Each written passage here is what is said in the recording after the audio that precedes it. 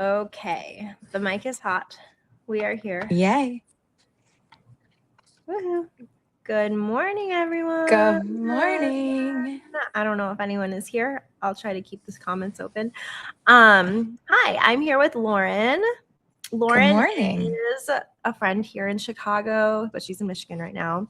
hmm Lauren is an amazing advocate. She does a lot of mutual aid work. She does a lot of, her content is great. She's not much of she doesn't do tons of content, but when she does, it's always wonderful. So follow Lauren. And do you want to talk about your new Yeah. project? Yes, I've kind of stepped back on creating a lot of content because I'm working on starting a nonprofit organization called The Good Work, and we are going to focus on community-led initiatives, grassroots initiatives like mutual aid, violence prevention programs, and we're going to focus on the community and connect those with national civil engagement movements um, and the focus is always going to be evolving because we want to see what the needs are at the community level and then figure out how we can meet those needs. So it's always going to be a little bit different.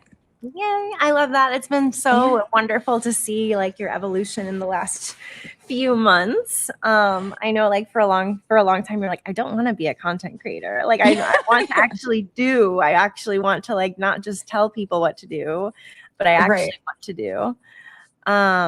Someone said, good Exactly. morning, ladies. Sounds like you're doing great work, Lauren. Lauren is doing great work. So we are here to talk about some hot button topics. Graham Platner, Taylor Swift, and also Nolan Xavier Wells, which is a really hmm heartbreaking story. So when it comes to Graham Platner, when it comes to, the through line here is white supremacy with all of it. And a lot of us have blind spots, and we want to talk about them openly. I want to talk about my own because I think like by the time the New York Times piece came out with Graham Platner, um, I'll just like jump right into it. I think that like on the left, there was never a strong consensus around Graham Platner either. So it is like hmm one of those things where there are like a lot of strong leftists who were just like, no, he's a Nazi. Like he's a Nazi. But then there were a lot of people who I also trusted who were, and I met him and I like we like had a Q&A with him and I felt like his answers made sense. And I want to believe people are redeemable.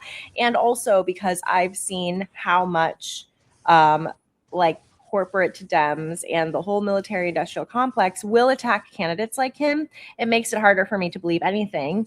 But that is the same distrust in institutions that MAGA used to create what MAGA is today, where like mm nothing you can throw at them about their candidate will stick because you've decided no. Like and I like missed my own blind spots there because, just distrust institutions to the point where it's like, why? For a white man who signed up to go kill people multiple times, who like at the very least does not deserve the benefit of the No. doubt just for the baseline of being a white man, honestly, a white man who signed up to kill people, and somebody who clearly at first it seemed like he owned it, which is why I was like, let's like see how this plays out. But then by the time first the sexting conversations with another woman outside of his marriage were leaked, and I'm like, okay, people cheat on their wives. That is what it doesn't make disqualifies him from being, And then the New York Times piece came out, and the person who like had the most to say about him was somebody who worked at the Heritage Foundation. So it's another thing where I was like,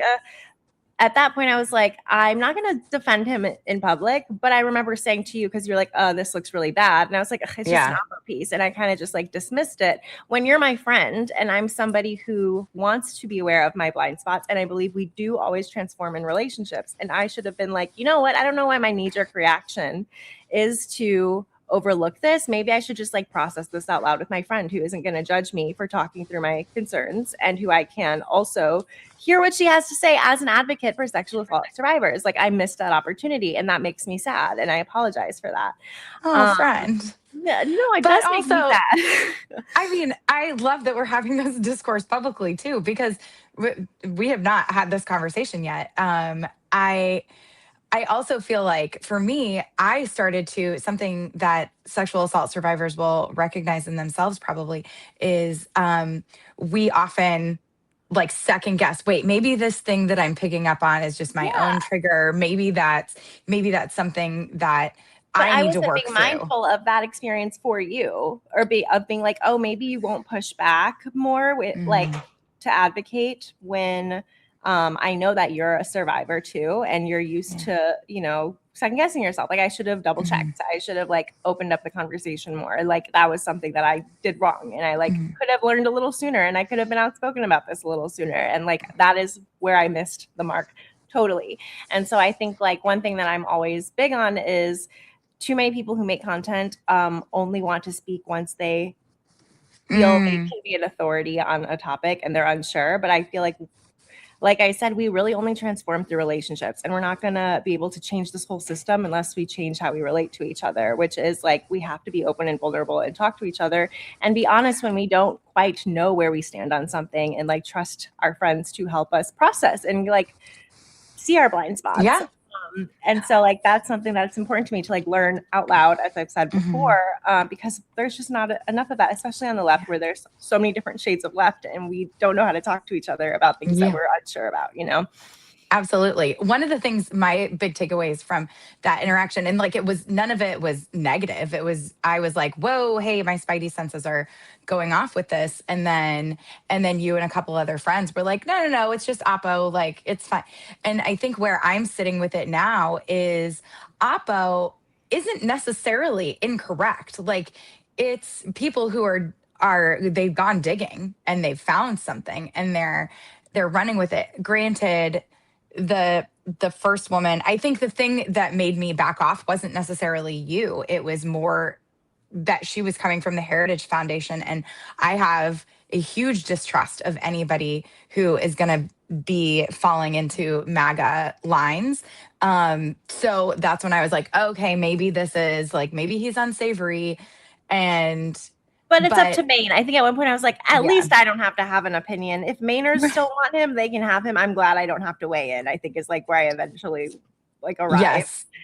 Our But friend Sadia said something really interesting yesterday on Threads, or I think it was yesterday on Threads, that there's something, as survivors of abuse, you kind of like can read that energy on people a little bit more quickly, maybe. And I think it's part of a hypervigilance response. And so there was something about him that I didn't feel right about, but I didn't get that feeling with Eric Swalwell. So like then it brings me into this, like, can I really trust that feeling that I have? Can I really trust that hypervigilance?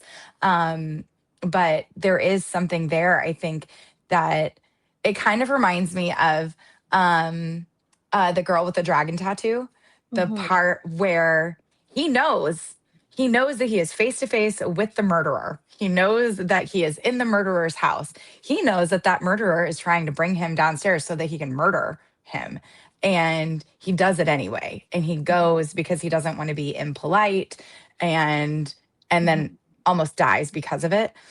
I keep thinking of that situation right now, just generally, like, how do we trust our own instincts, and then follow through on it instead of Yeah. worrying about being polite, And I especially as think, white people.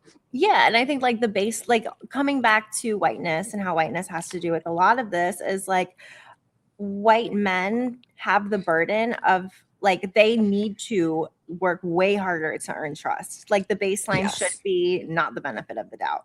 Um and he wasn't working, like he kind of stuck to, his Nazi tattoo, which I thought the story made sense. He was in Croatia, he was drunk, he was early 20s, he picked something on a wall. At the time Croatia was very like going through some sort of Nazi thing. Like there were not a lot of Nazis there. And I'm like, and he didn't know the thing when they just got the tattoo, whatever. And I believed that.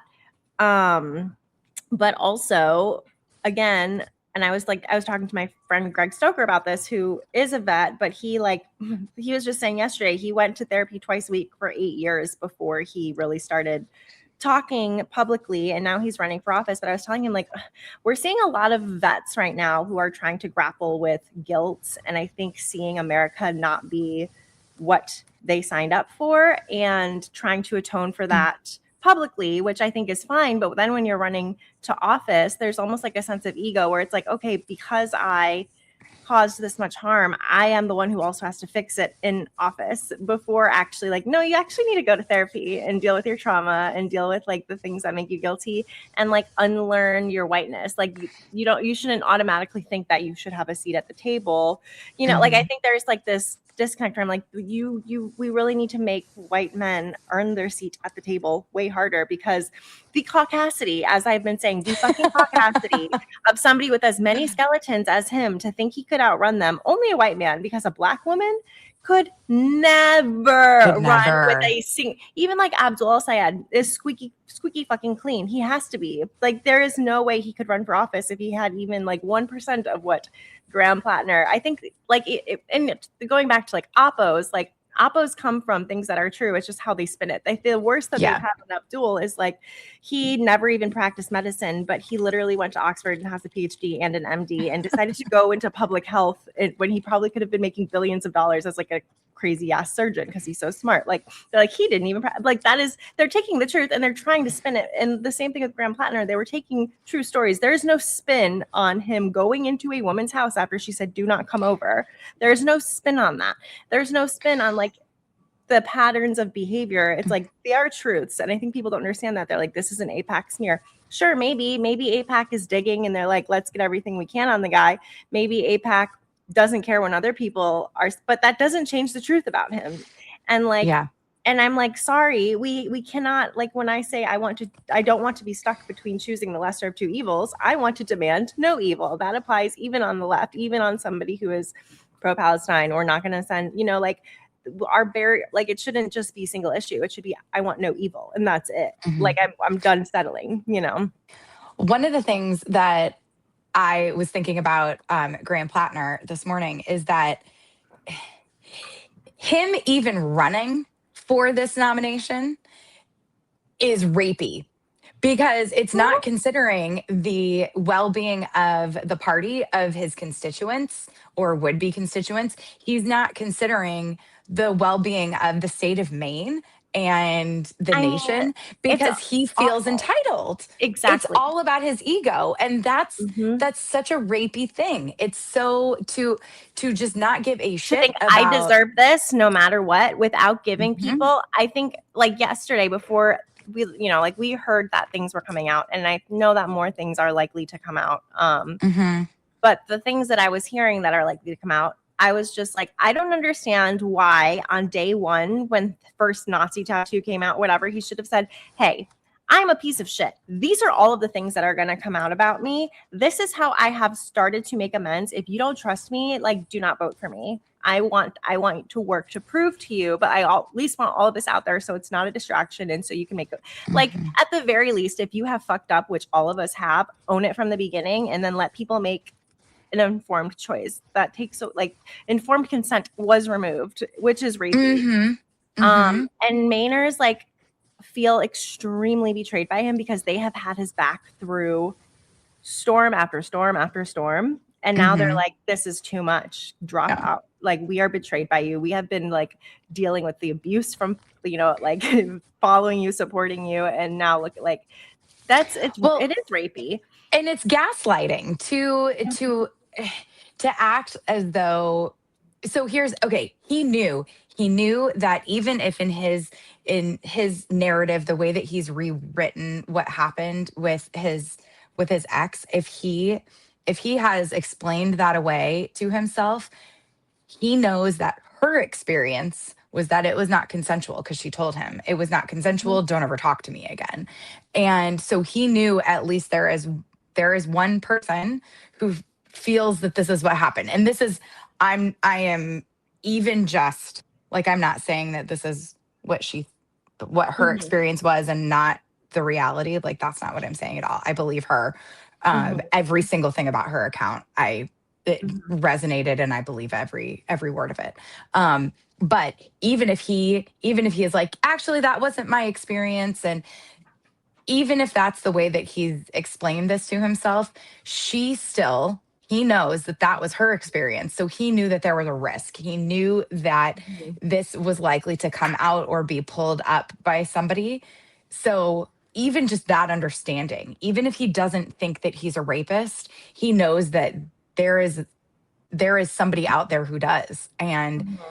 And then to gaslight everyone when the first one came out and not get ahead of it, not tell his team. I I mean, he kept can't. saying that's it, like nothing more is coming out. No. And even, and I'm like, at that point publicly, I was like, I'm not going to say anything anymore because it's just not worth it to me. Like, we have a Mm-mm. lot of populist candidates and I don't want to lose my credibility over a white man, but I still, like, that wasn't enough for me to No. just not say anything. Like, I should have started saying, hey, I don't know how I feel about this, but we do need to not just make excuses for it. Like, just something, just giving the process out loud and being open.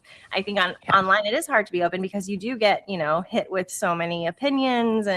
But at the end of the day, like, I was looking at, people I trust, like Rokana had backed him and he was like, Yeah. okay, he's like, as long as but then he was like the first to rescind his endorsement. And I'm like, before Rokana rescinded, like, I was already like, no, this guy's fucking done. But How it's many like, how many people have pulled their endorsements? Is it oh, so everybody at this many. point? Like I know Elizabeth I keep Warren has, the main Democratic caucus has said he yeah. needs to step down.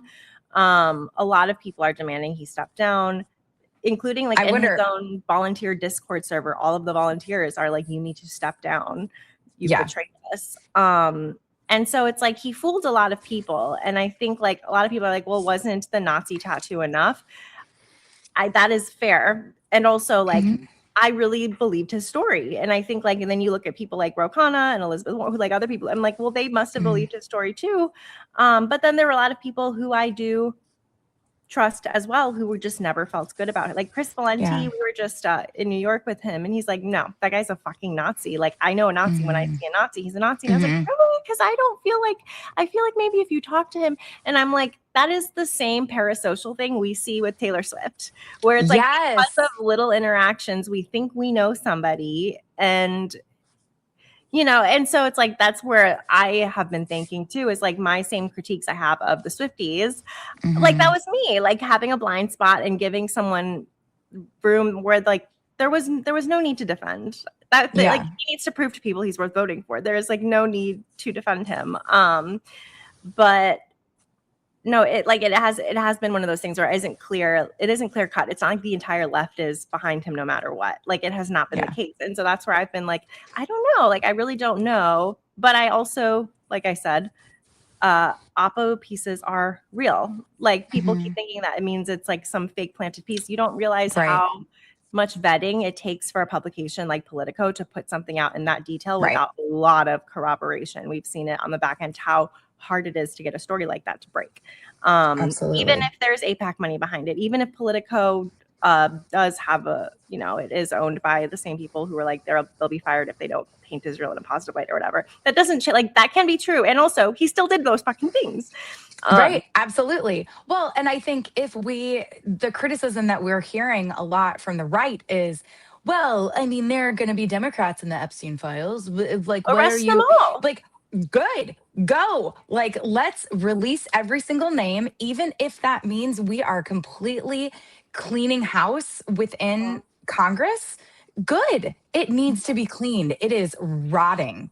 Mm-hmm. If this is where we are, if that and if you think about how many centuries of the caucasity of white men who are raping women and taking whatever power they want, it is it's just I think that is the root of how this country was built. I mean, I don't think I know. Like this is what this country was built on. And so of course it would make sense that now operating how many years later, 250 years later, it is Mm-hmm. still operating in the same way where we're just being governed by entitled rapists. Like Mm-hmm. unfortunately, I think that's probably pretty true. Yeah. Democrats Well, it and is true. Republicans. It is Mhm. true. And I've said before, like, people try to paint the Epstein files as like this occult kind of thing, where it's like, oh, it's like almost like the QAnon, Blue Anon, where it's Mm, like this occult thing where, the spirits, whatever, they might do weird occult things. I don't know. But the truth of the matter is, like you said, imperialism has always been based on like the Mhm. men come in and rape the women to like show their dominance. They steal the Yeah. land, they enslave the people. They and they have never stopped. They have just Yeah. continued to change it so that they can isolate themselves, insulate themselves more, and we see less of it. We're just seeing Yeah. the newest scenario. Like it has never stopped. It's not some like weird thing that came out of nowhere. It's a poison that is rooted in imperialism and white supremacy that we need to like address no matter how uncomfortable it is, because that is ultimately Yes. what we're facing with everything we're seeing right now. Um, yeah, Yes. yes. It well, and okay, so pivoting a little bit over to Taylor Swift, you mentioned. So just to table set here.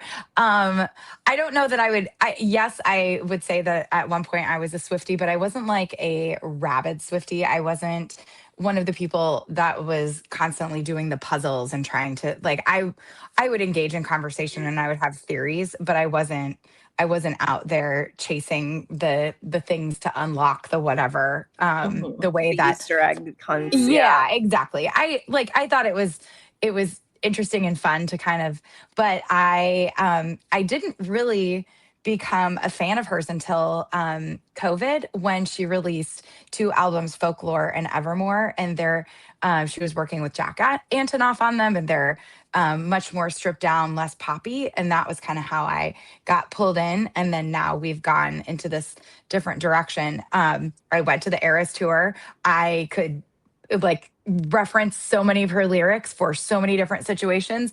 I Mhm. cried at the Eras tour when she played a song about her grandmother that Mhm. hit close to home.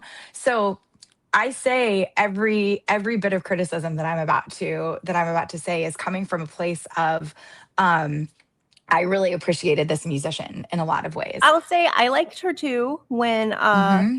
there's the album she had, White Horse was on that one. Which one is that? I'm not a princess, this ain't a fairy tale. Oh, that's such a good Oh yeah, yeah, song. yeah. But it was like Those my in her early teenage ones. self loved it. And Yeah. also she and I are Eskimo sisters. And I remember being pretty proud of that for a minute. Um I'm gonna need details about that offline. That's Taylor amazing. Swift. Um Fun she fact. had him first. So anyways, so it's not like I'm like, like I stopped liking her a while ago, but also I did really like her. Like it's not like I came in from the beginning hating this white woman. Like Yeah. but the discourse around her and the infantilization of her like in the last, I think probably since since before, like the critiques of her have been valid, but it has been really wild to watch because you see people who otherwise would usually understand the critiques Yeah. are not. But anyways, go into your experience and what you were Yeah. saying. Well, so I guess my feeling is it's complicated, right? Mhm. But I think that looking at Oh, we should at review what for oh those yeah. for those who don't know. Let's review Oh, like the main critiques that are coming are there out. are there people who don't know? I mean, there might be. True.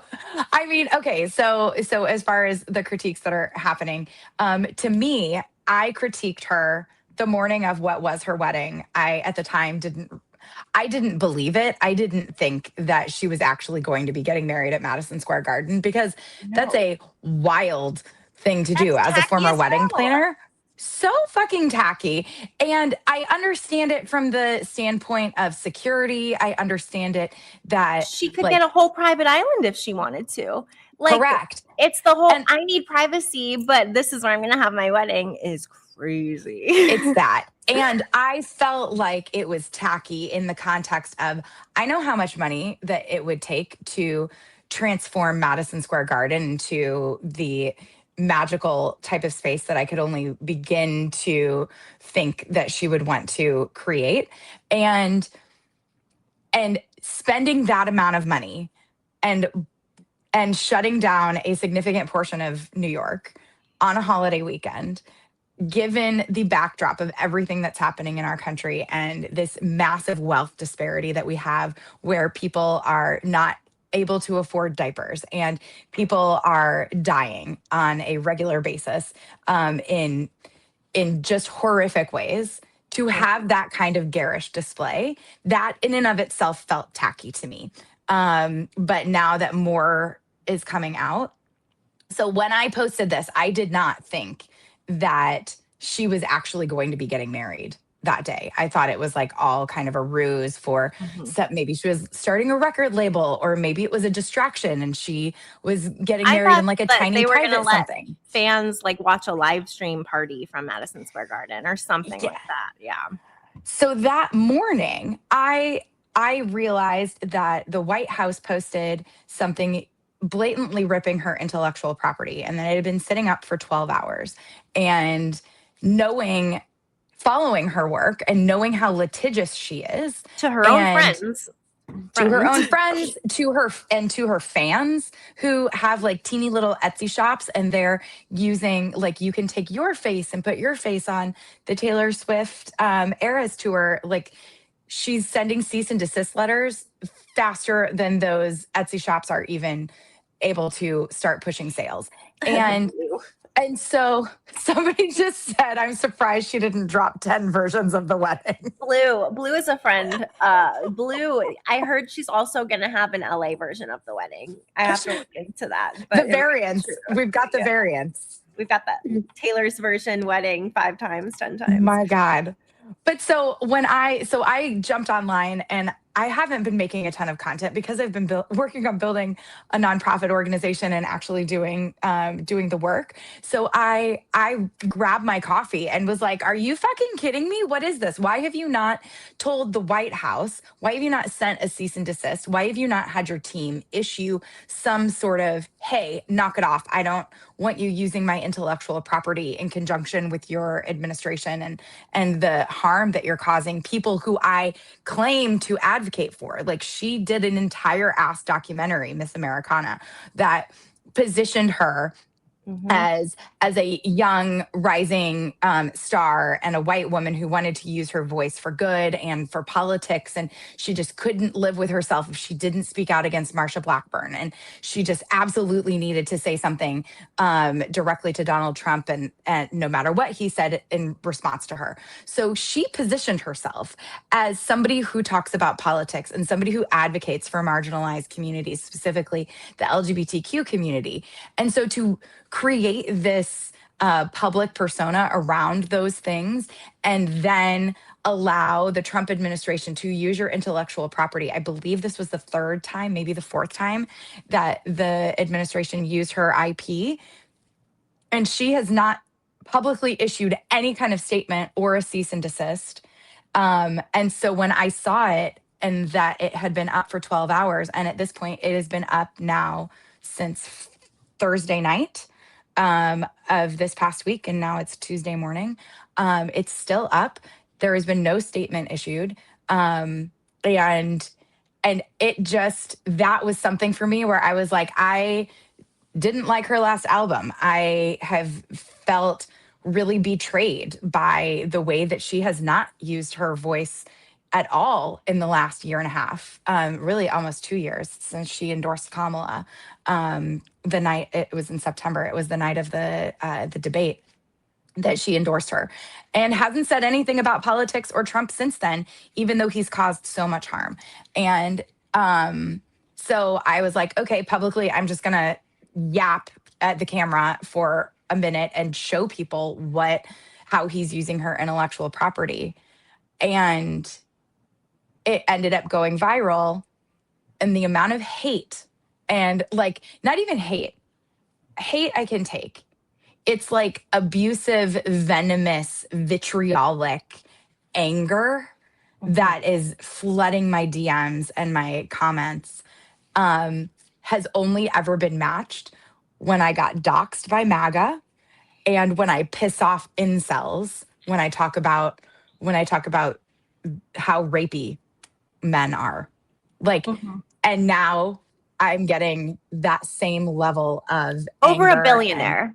Like, we have to, Yes. over a white billionaire. Like, the woman part of it is honestly, like, this is the other part that pisses me off, which is we can get into in a minute. But like, she is still a white billionaire at the end of the day. Why is it more important to protect a billionaire than to listen or consider the point of view of somebody who is way closer to you in life experience than it is to like it makes no sense to me. It's crazy.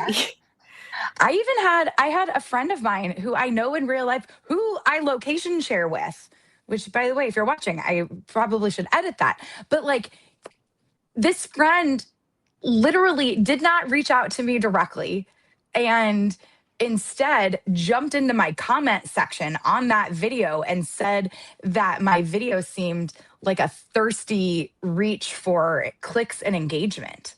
That's insane. As if you've ever cared about clicks and engagement. Like could give two fucks about clicks and engagement. And then but that's the biggest thing that I'm getting. People are like, "Oh, you're just using this to clout chase on her wedding." Like no, not at all. And if just because, but if I were to And say you've something never that's, been a clout chaser. I will like knowing thank you, like you. that is anybody who knows you knows that you are not a clout chaser. So if someone would rather default to that to then sit with how uncomfortable it is to face and That's why is it uncomfortable? And that's been my thing. And that's where I came back to myself where it's like, why is it uncomfortable for me to just call Graham Platner out? mhm. Like we have to be willing to ask ourselves, why is this my knee-jerk reaction when the people who I've chosen to have in community with me are telling me something that I should trust more than I trust a fucking stranger who doesn't know or give a shit about me? Right. Well, I think so.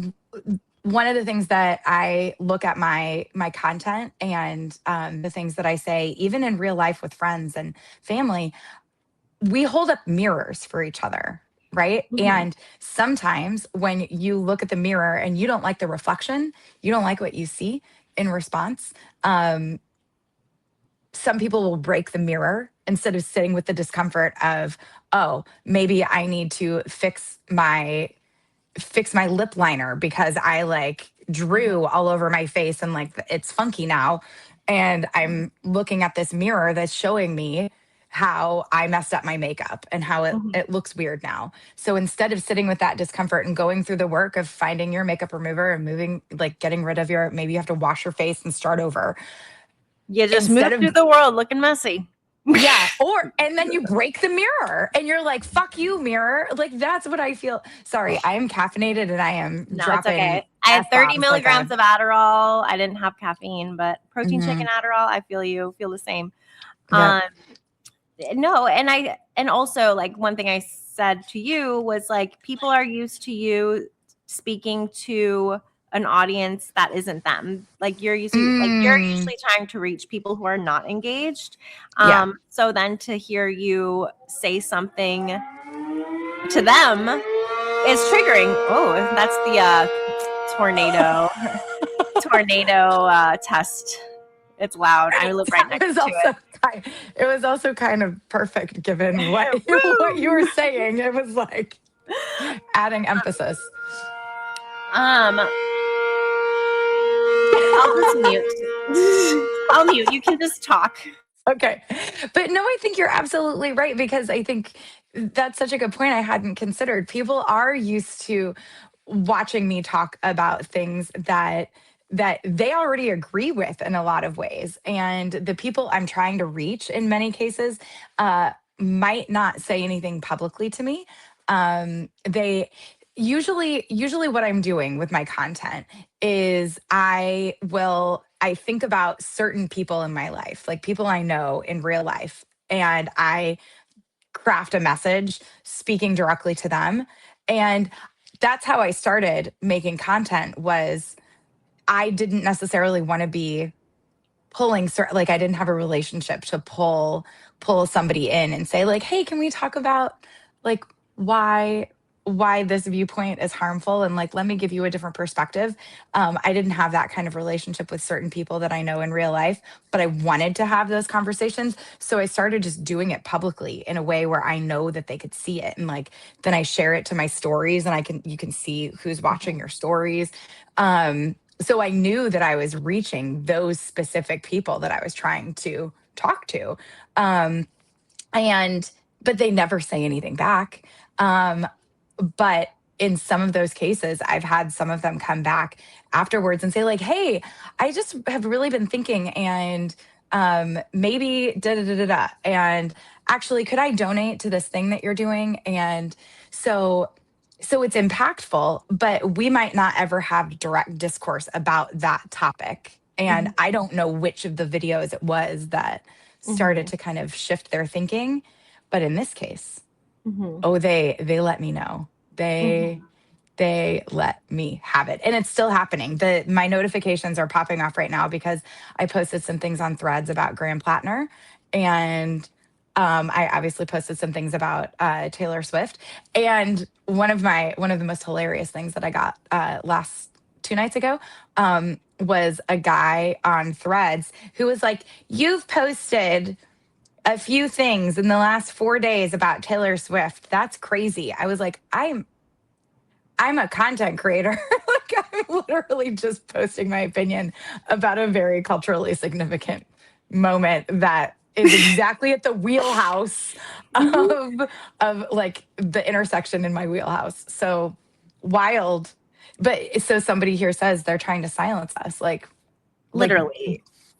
all of them, the rape apologists, the Mhm. billionaire apologists, just because Taylor Swift one time said something good, and not one time, she said a few things, but like almost 2 years ago endorsed Kamala the night of the debate and never said anything else after that, never contributed to her campaign in a visible way.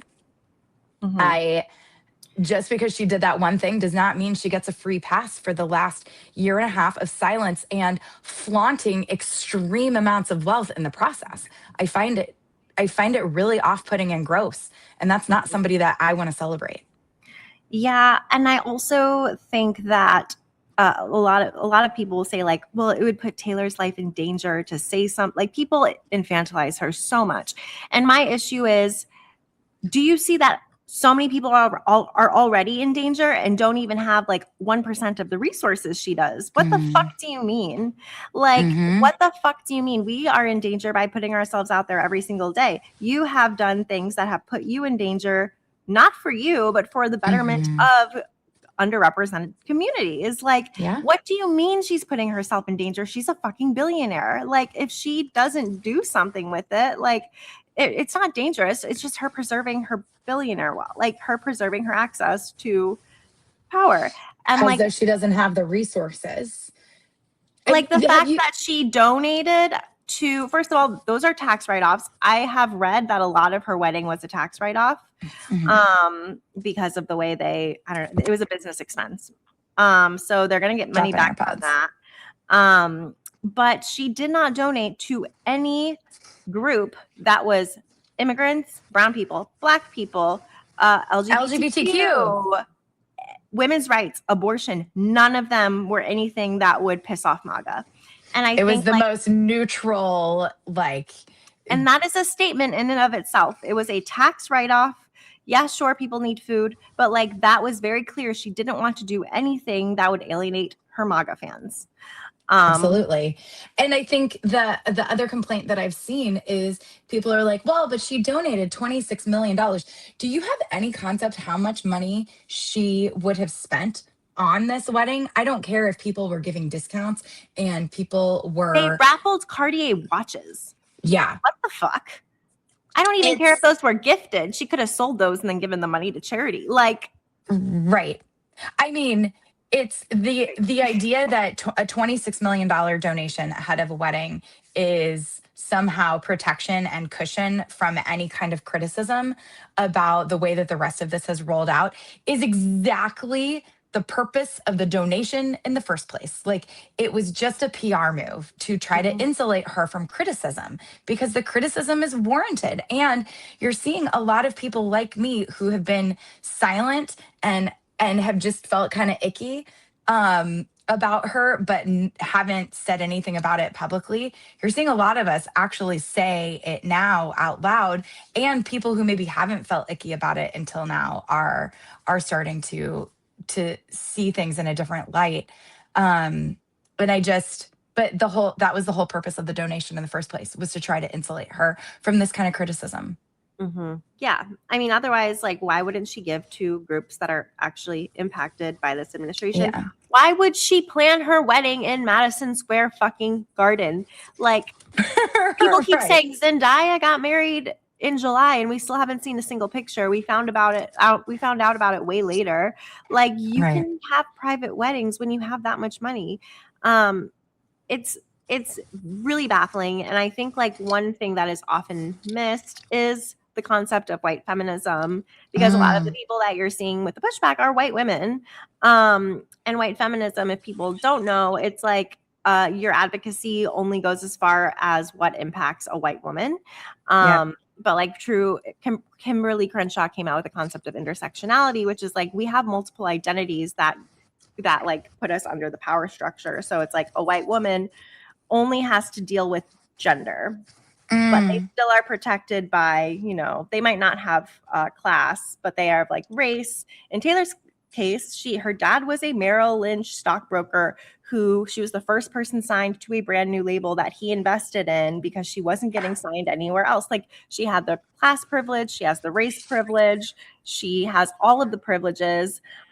She is not a victim. And white feminism is like, when Susan B. Anthony and the suffragettes marched for voting rights, Black Mhm. women marched with them, and they put them in the back. As soon as white women got the right to vote, the white women Yep. abandoned Black women, and Black women didn't get the right to vote because of Jim Crow laws for another 40 years. It's like the Yeah. level of your advocacy stops once you feel that so it's like people are arguing like it's misogynistic to be calling out Taylor Swift and not Travis Kelce. No, it's not, because she is still representative of all of these power structures.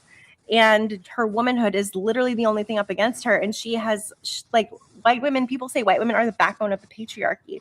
And I think that is very true in her case. You can call Hmm. out Donald Trump 2 years ago. You're still not doing any, like, when you are still a billionaire, when you are still having an ice profiteer at your fucking wedding, when I know a lot of celebrities haven't said anything about Gaza, but like at this point, a lot have, and she still hasn't.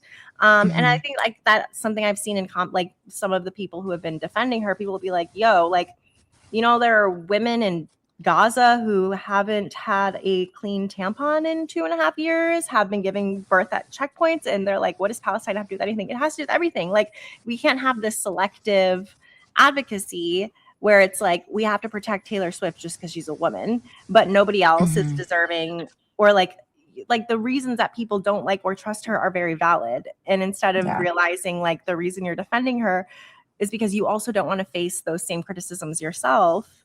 Because I mean, again, like I think I said, like it's a circle. The Venn diagram is a circle. The people who like ignore a lot of the other things will also ignore I'm this about Taylor just Swift. I'm scanning the Even comments Drake in spoke about Instagram. Gaza. Yeah.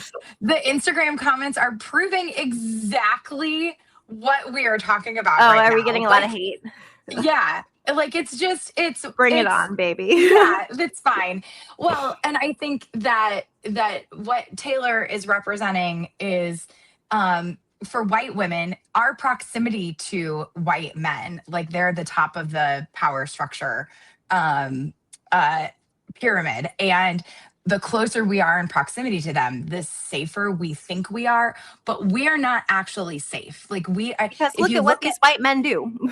yes. And if you look at MAGA women and like the way that they've aligned themselves with that power structure, they are the first ones to be fed to the wolves when push comes to shove. So there is no safety in aligning yourself with the patriarchy and white supremacy. Ultimately, you will also be thrown under the bus. And I just find if you think about like to what Miss Rachel has done with Mm-hmm. her platform, could you imagine? Like, Miss Rachel has accomplished so much Mm-hmm. and given so much voice and humanity in a way that I think few other people can speak to. If Taylor Swift had done just a teeny tiny fraction of what Miss Rachel has done with her platform, Mm-hmm. I just like, could you imagine the impact? It's staggering to think about. Also, Miss Rachel just started following me. So hi Hi, We love Miss Miss Rachel. Rachel. Oh my Can gosh, we be we friends love in Miss real life? Rachel. Please, seriously. No, that's really true though. It's like I remember the first time Miss Rachel made a post about Gaza, and her follow-up post was her sobbing, saying the bullying is so bad, guys. Like, and then she Hmm. kind of went offline for a little bit. And everyone was like, Hmm. leave our girl. Like, people were like, she's anti Semitic. She's this, she's that. Yeah. All she said was, I don't want any children being bombed. How is Right. that? Like, if you're saying that is an attack against a group, you really need to think, like, sit with yourself and like why you've been conditioned to believe that way. But then, and so we're like, okay, maybe she came back with a fucking vengeance. Like, she was like, Hmm. okay, the bullying was so bad. And that makes me dig my heels in deeper and normalize Yes. this thing because I'm not going to let the bully stop me. And like the infantilization of Taylor Swift in comparison, it's like white women have the most power out of all women, especially Yep. wealthy white women. They have the most power, and with great power comes great responsibility. But I like, yeah, that's like a really great example of the difference. People have said like if Taylor Swift just shared a donation link to Sudan, to Gaza, to West Bank, to Lebanon, to any crisis. Venezuela just had 2 earthquakes. She could have Hmm. given a donation link and said, I would like my fans to donate to this cause. They would have, like, she could have done anything. And Even she if did she it. didn't want to dip her toes into that, like pick a myriad of other things she Yeah. could have. She has said nothing about ICE, but yet invited a my understanding is he is a contractor who provides medical And services we know that for medical ICE facility. services are fucking fucked. They're not getting People are health care. dying. No. And I he's talked profiting to from it. I talked to somebody who there was a detainee who had been beaten to the point of not being able to walk. Both of his legs were broken and was denied medical care for days. So, and this man is at your wedding, Mm-hmm. and I just how if it walks like a duck. I don't care if that music is something that has been formative and that helped me process trauma and that is attached with so much joy. I don't care because at the end of the day, my emotional experience with music is not more important than somebody's well-being and life and dignity. Mm-hmm. Those my comfort should not supersede somebody else's life, Mm-hmm. somebody else's well-being. Um Yeah. so I'm having it. So hi to the people on Instagram who are Mad. popping off. Keep popping off, baby. It's like, Yeah, go do for it. it. That like the defenses people have about that too are like, okay, but it was Travis's best friend's dad Hmm. or this or that. My friend Melissa, who the political mommy, made a Hmm. post yesterday in response to that saying she didn't even let her own sister-in-law come to her wedding because her sister-in-law was dating a guy who was Mm. like posting really racist things, had a Confederate flag as a background. She's Wow. like, I will, like, my wedding is for the people I trust the most in the world that I'm Yep. building. Yep. And I do not trust anybody who feels though that way about any human being. No, my sister-in-law is not coming to my wedding. Like, you can do those things if you are not carrying water for the patriarchy. Then you Yes. can, and she is one of the most. She is the most powerful white woman in America right now, in the world probably. Like, Hmm. but her power is contingent on that proximity. Then what power does she actually have? Like, she needs to, and that's what I like. The infantilization of her is just crazy to me. Yeah. She's not a baby. It's She's almost 40 years old. Like, the way that white women get infantilized, like that's one of the things that pisses me off is when people try to infantilize me and they're like, "Oh, you're just so like you don't, are you sure you know how to start an organization and you can do advocacy? Like aren't you like I know that's not the tone that they use, but that's how it resonates with me. It mhm, is one of the most infuriating things, but also drives me to like I just put a sticker on my computer for the first time, which felt like a bumper a sticker. commitment. Yeah. Like it felt like a real commitment. And a friend of mine was like, "Girl, you have tattoos. Like a sticker is." Nothing. But the sticker I put on is prove them wrong. And I'm thinking of all of the people who assume that I can't do a thing because they look at me as this people pleaser perfectionist that I was conditioned to be. Our society has conditioned white women to just make everybody else around them comfortable. And if you do anything that disrupts that comfort or holds up a mirror that makes people have to reevaluate themselves, that that is such a violation of the Stepford wife agreement. Mhm. So I think for her with the resources she has to not only I think it's communicating a message to Mhm. the way that we are supposed to be behaving. Don't talk about it. It makes people uncomfortable. Don't acknowledge it. It's just we're just gonna throw our big party. Look over here. Look at Mhm. this big flashy party instead, Mhm. and let's talk about the It's very fashion. let them And eat cake. very, Yeah. very. Yeah, and it's all about maintaining the status quo ultimately, and, Hmm. like, growing is gonna require, a lot of growing pains, and, Hmm. like, that's gonna have to happen from white people the most because people of color have already been going through the pain of this administration for generations, Hmm. um, and so, yeah, I think, like, I think curious how you feel like you have evolved since getting in, like dealing with Hmm. uncomfortable things since you've started getting into politics and advocacy, like what Yeah. that experience has been like for you as a white woman and like starting to see Life changing. privilege. It's life changing. I mean, I can remember I still have a visceral reaction when I think about it. In 2016, I remember uh watching Philando Castile be killed. Mhm, Um and then almost immediately going to a golf outing mhm, fundraiser, and where I wore teal because that was the branding of the fundraiser, and we all had to wear a little bit of teal, and then we went on this golf outing, and it felt like such a chasm, such a disconnect um between what is actually happening and then I'm out here like with a golf club, and it just I that was the turning point for me. And then I said something which I'm still very hesitant to talk about because the fallout from it was so intense.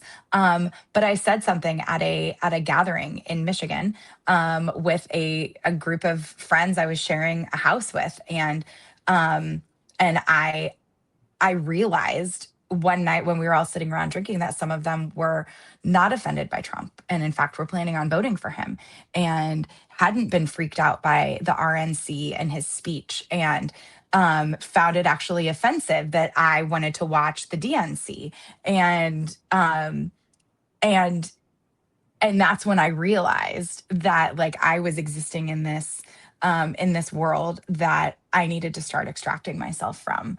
And it's been a long process, and it once you can't unring that bell, you can't unsee it mhm, when you see it. And you can try to bring people along with you. You can try to help people grow so that you can grow together and you can do good work together, and that you can start to help people and flip this whole thing upside down so that it isn't causing so much harm. You can do that, but then there's a certain point. Now it's 2026, it's been 10 years. mhm, And so there are certain things where it's like, okay, that relationship can't come with me.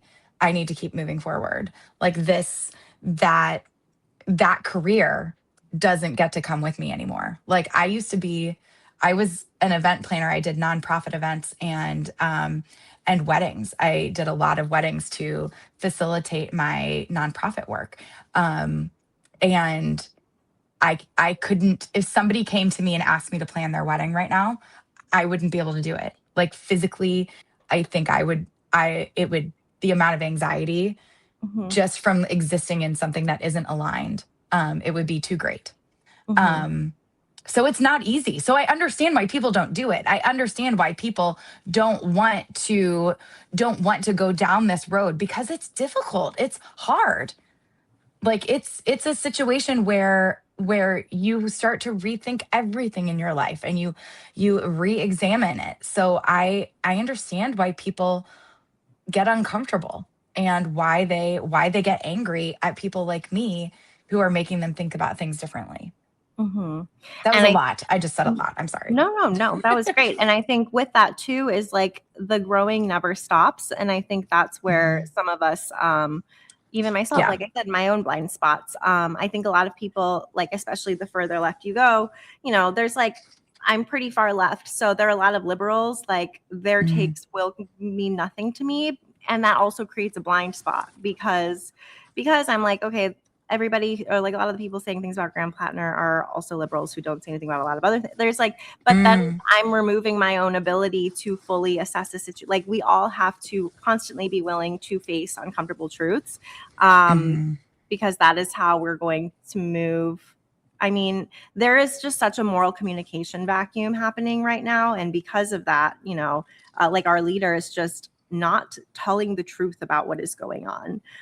We are so like used to being gaslit. We're so used to being like, nope, there's not a genocide happening before your eyes and funded by your tax Mhm. dollars. No, Renee Good and Alex Preddy were terrorists. Like we're just Mhm. so many versions of like our leaders lying that I feel like those of us who can see have a duty to tell the truth to fill that void, because that void is something that like the opposition uses to seed real anti-Semitism seeping into the left. Like Yes. we're starting to see actually like the Nick Fuentes types getting into the Yeah. like that is terrifying because there is like a huge vacuum, because a lot of people have been so propagandized and because we don't have leaders or media or any functioning institution filling that void. So it's like if we see it, we have a responsibility to be uncomfortable and fill that void.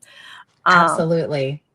I think that you bring up a lot of really good points in just the way that it's like critical thinking has we've gotten so used to being told that this is the narrative, this is what's going on, and we are losing the ability to actually look at things critically.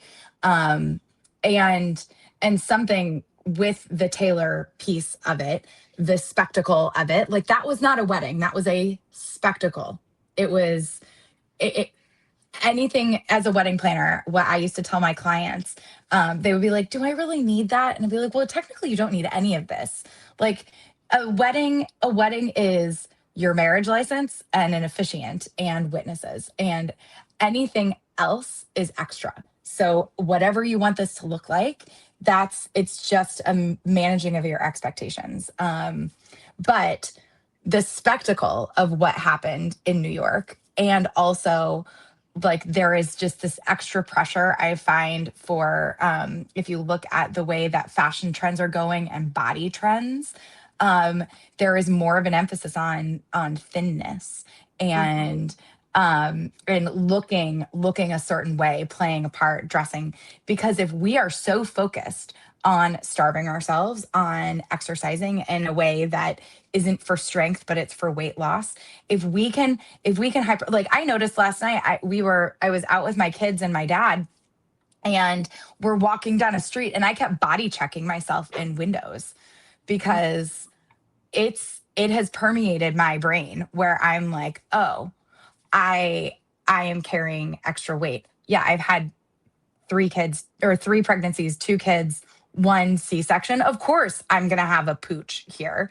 And so if I'm looking at it, and every time I'm crossing a window and I'm critical of myself and of my body, then how much energy am I devoting toward that rather than what else is happening around us? And so I just find that this moment that we're in, society is pushing us toward distraction and toward focusing on the wrong thing. And when we try to overcorrect and steer in a different direction, then we're told that we're actually the distraction. Like mhm. that's a thing that I'm not sure I understand, that mental gymnastics.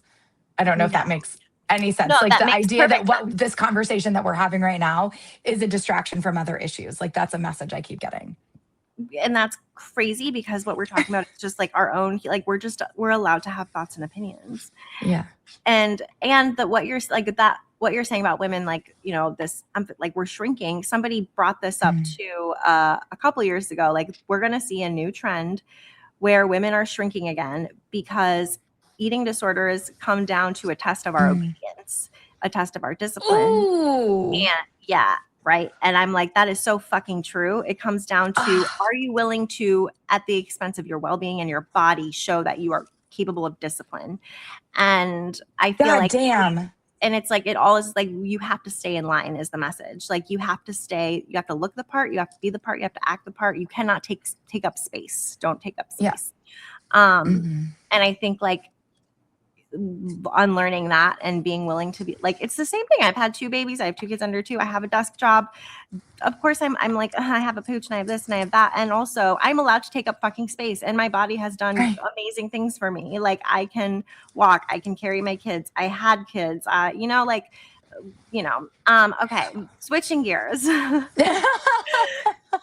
switching gears. Cause I know we don't have a ton of time. I have an Yeah. 11 meeting too. Okay. But we want to talk about Nolan Wells. Hmm.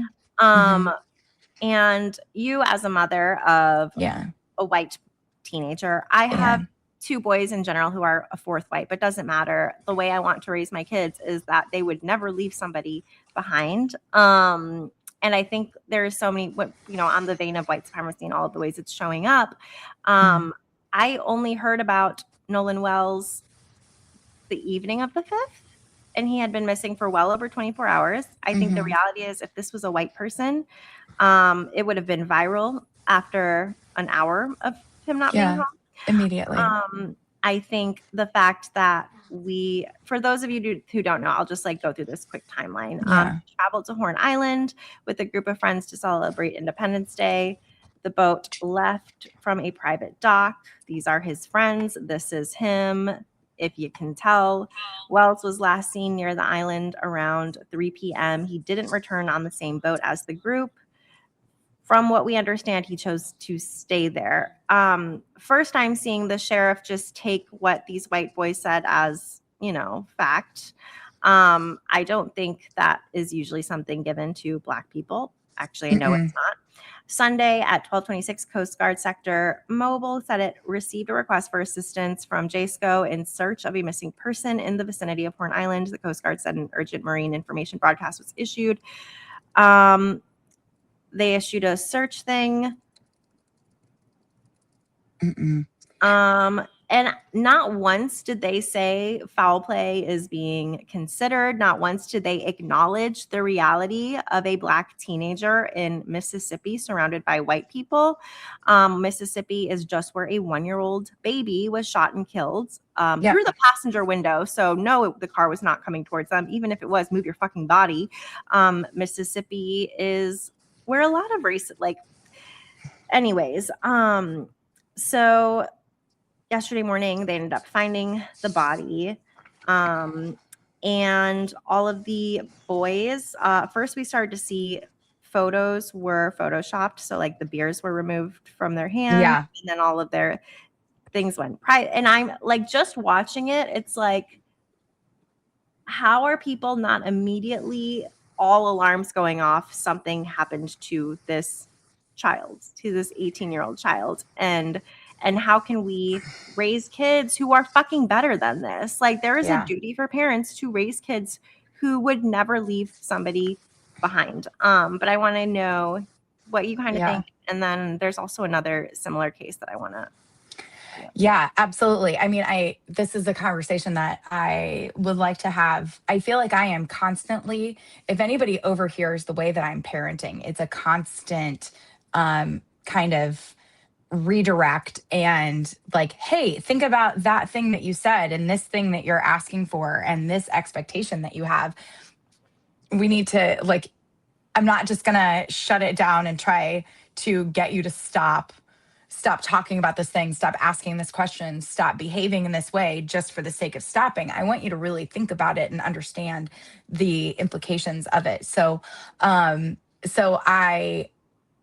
I need to, I haven't yet had that conversation with my 14-year-old. But if there are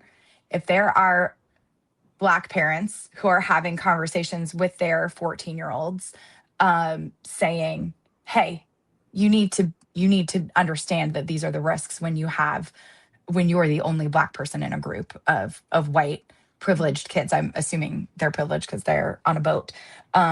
Or even just for their And skin, they are yeah, privileged yeah, regardless. right. I was thinking financial privilege, but the white privilege is clearly there.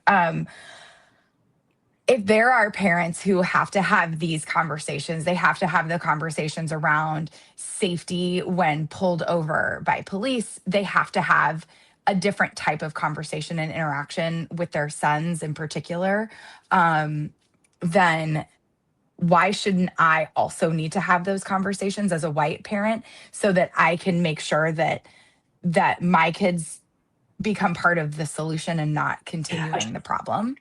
Um, and that feels like something that I'm constantly trying to figure out and trying to make sure that even if I don't get it right, because I'm not going to get it right the first time, um, that I continue having the conversation and continue working through that process with my kids. Um, because the repair and the understanding and going through it is, even though it's painful and uncomfortable, it's necessary. We Mhm. have to, we as white parents have to have these conversations with our children because our children are the ones who are causing so much harm ultimately. Like maybe not our children specifically, because we never want to assume that it would be our child, but as white folks, it's our kids. Like it's and then those kids are growing up to become adults who cause harm in ways that are unthinkable, but then also cause harm when they decide to run for office, when they use all of the different political levers that they have, to gain an advantage. So it's up to us as parents, I think, to really shift the way that we parent our kids, because it's it's not going to get better if we ignore it and we pretend it's fine. In the same way that I was living in this fog of pretending things were fine and people pleasing my way through it, nothing got better. Mhm. Yeah. So, Yeah. um, And I think that is what is hard is like nobody wants to believe that their child is capable of horrible things. And it is just as horrible if they don't have a strong enough sense of morality that they're like, maybe I need to just look the other way because this is the in group. This mm, is the group that I am a part of. And I don't want that my friends to get in trouble. Like yeah. just the responsibility of having like a strong sense of what is right or wrong, no matter what the cost.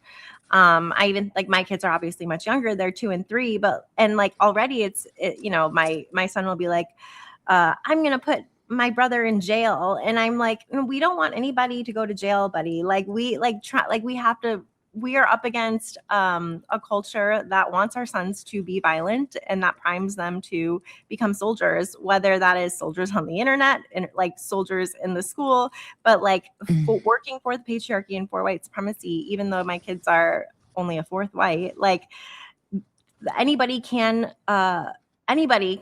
contribute to white supremacy no matter the color of their skin. There's a lot of tokenization that's happening in liberal spaces too. Like we have to confront white supremacy in all forms all the time. And the burden, it's like unfortunately because our parents didn't take the responsibility to change mhm. course, we're continuing to put the burden on our children, and it's going to keep now. Like, do we want to leave the burden for them to unlearn for their kids, or are we going to handle the burden ourselves? Like, we're Right. just going to keep pushing it off, and the issue is going to keep getting worse because it's generations at this point. I think that for people who follow me, maybe for more of my touch on processing trauma, generational trauma, and being a cycle breaker, this is something that I would hope would resonate because it's the same concept.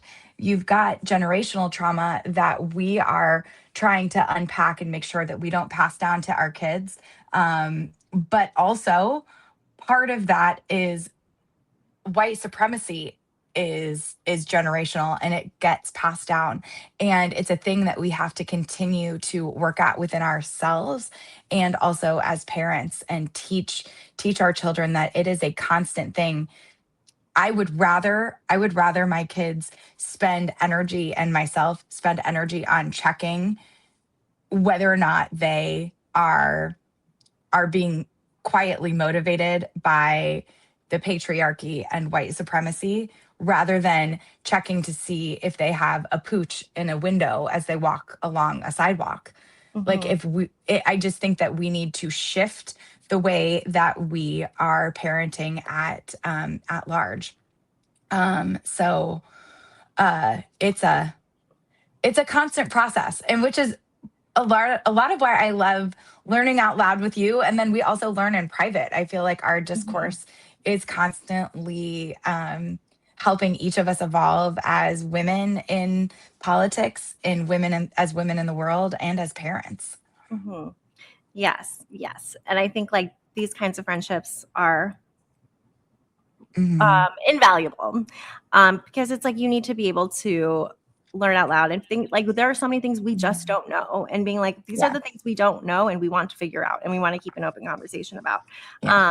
I also while we're like on this topic, I want to pull up this video because his story at first reminded me of this kid. This happened a long time Mm. ago, and I want to bring attention back to it because I don't know if there has been any justice, but a shock at Metro Atlanta when we first told you about it. A Cobb High School field trip took a turn for the worse when a teenager actually died. A lawsuit over the incident was first thrown out of court, but this week, a judge allowed that case to move forward. In a CBS 46 exclusive, our Bo F. Yates has a one-on-one sit-down with the victim's mom and her attorney, and we do want to warn you that some of the video in this story is going to be tough to watch. That first call was he's missing. Now you're telling me that you located his body? So, yeah, it was just utter disbelief. Adele Forbes vividly remembers the horrific day in February 2016 when she got the news of her son Tamori Jackson's death. All along, I was told that no one knew what happened, but once I saw the video, I realized that how could you not know what happened? Tamori was on Cobb High School's annual trip to Belize. The students had just landed, and prior to going to the hotel, they stopped at the Cyburn River. Tamori was equipped with a GoPro, which captured everything, including his drowning. You can just tell that Tamari is having difficulty swimming, and you can hear him yell for help 3 times. You can hear him reaching out, and the kids basically ignored him, but you can also see what the chaperones are not doing. A wrongful death lawsuit was filed against Cobb County, the school district, the chaperones, and Monkey Bay Wildlife Sanctuary, where the trip was being held. The case against the county, the school district, and some of the chaperones were dismissed because they have immunity. The trial court dismissed the claims against the remaining defendants, finding they filed too late. But because of a recent appellate court decision reversing the trial court's ruling, some of the people involved could be held accountable. So when we took the position, this was a Georgia field trip from a Georgia school, Georgia children, Georgia chaperones, Georgia death. And we felt that the state of Georgia had an interest in what happened to its citizens when they're traveling abroad. And in the strange twist of events, the GoPro video that is now a key piece of evidence was originally missing. But unfortunately, when his body was found, which is probably about 6 or 7 hours after he drowned, when his body was found in the Cyburn River and turned over to the authorities, there was no GoPro. And that, of course, raised our eyebrow because the GoPro was on his body, but it was missing. So about a year later, miraculously, we get a courier from the U.S. Embassy and from the State Department where the GoPro had been found. And now with that key piece of evidence on her side, Adele is hopeful the lawsuit will bring closure, but she knows it will never undo what happened. I'm constantly reminded of, okay, well, what Tamari been doing His class graduated in May, and that was really hard for me because that was a milestone that he missed. No, the trial will go back to court, but as far as I know, I don't think anyone was ever charged. But when he was missing, it reminded me of this story. Like, how many times it's like, even like, sure, nobody actually held him underwater. They might as well have. Why are we not looking out for Black people? Why are we not telling our kids like to look out for the people who are most at risk? Why was he invisible? Why did it take it? What, like, they did not even notice that he was missing until like hours later. How? And like, it's the same. It's, it does sound like this. The case for Nolan. I don't know why they have not said that there was foul play, because there's no way. But it's like, why are we raising kids who don't care about anyone? But like, it's so tragic. Like the GoPro of him reaching out for help and his mother having to see nobody turning around to take care of her baby, him dying alone, watching all these people around him. We have a huge, like, we have to do it. Like, we have to do so much better as parents. Like, this is every parent's responsibility to make sure they have children who give a fucking shit about everybody around them. Yeah, I do want to look more into this case to see how that's going, but like, it's heartbreaking. Like, this is something that happens all the time. There are like so many lynchings that have been happening that get barely any coverage. In Memphis, the National Guard just shot and killed a Black man. The National Guard, why are we not why are we not in the streets? Memphis has been under federal occupation since September. But there's so much, like, there's so much work that has to be done, and like, parents have the responsibility to do something. Absolutely. I think that if you think about what needs to happen with a wound, like we have this infected, awful wound, and you have to cut out the margins around the wound itself before it can start to heal. And I feel like we're in that as a country, as parents. It's gonna hurt, and it is not pretty to have to cut around the margins and to get to the root cause of it. But if you don't, it's going to continue to eat away at at the very fiber of our existence. And I think that that's what we're seeing. I hadn't seen that news piece. I don't remember it. And I mean, I don't have a poker face. I know. No, I mean, how can I feel so sick. gutting. It's so gutting. I think there's a Netflix documentary about it. I think that's how I know about it. I'll look and I'll put it on my Instagram if that's the case. But I just hope that, like, any other parents who are out there, like, what can we do? You can start to just raise better kids. If you can't be out on the streets, if you can't donate, if you can't, like, at the very least, do your best to raise kids, even when it's uncomfortable. Raise them to be better. Like that's, Well, and if we're talking to the white women in the room, think about the way that you would want to raise sons so that they are not bystanders when a woman is being raped, when there is a sexual assault taking place. You don't want the guys who are just going to turn and look away. Like, you don't want to raise those children. It's the same thing. And just because it feels further away because it's based in white supremacy and not patriarchy, like, those are the same sides of, or different sides of the same coin. And we have to approach it with even more intention, I believe. Yeah, it's not a fun time to be a parent, but also I feel like such a sense of gratitude for the ability to be able to parent with the village that we choose and the people who help us I think it's important to have a really strong village around you, because it's not just you as the parent. It's the other people who help, like you help influence my parenting, and my other friends, like they influence the type of mother that I am. But then also the people who, my friend who picks up my child every morning and takes him to school and drops off her daughter, who stays with me, and then I take her daughter to school. Like, it's those relationships. I just think that we really need to lean into that village building, because we've been conditioned to isolate and to not need the village and not need community. And I think that that's a lot of the work that you and I are doing, is to try to change that. Yeah. And that's how, I mean, where did the male loneliness epidemic come from? Lots of reasons. Right. But one of them is like, we also don't model relationship building for our kids, Mhm. and meeting other people and relying on other people and not having all the answers and making mistakes in public. Yeah. So I appreciate you so much. I appreciate your voice. I love you. And I am I so love glad we got to do you. this morning. But yes, you all Same. can follow Lauren Lehman Carter. It's under her name in the thing. And we'll have to talk soon. Yes, please. I'll be Okay. back in Chicago tomorrow. Okay, we'll hang this All week. right. All Okay. right. Bye. Bye.